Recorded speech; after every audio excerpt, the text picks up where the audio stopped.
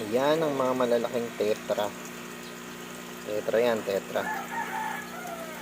Ayan. Napakaganda talaga ng mga isda. Oh, ang laki na yun, mga 20 pesos. Yes, oh yes, oh yes. Dami yan, meron pa dito. Ayan, mga tetra lahat yan. Ito, pisda, mga pisda.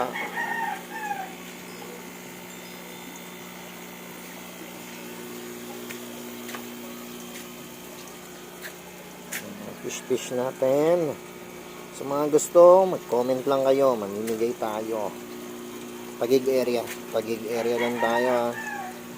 Napakaganda ng mga isdang to.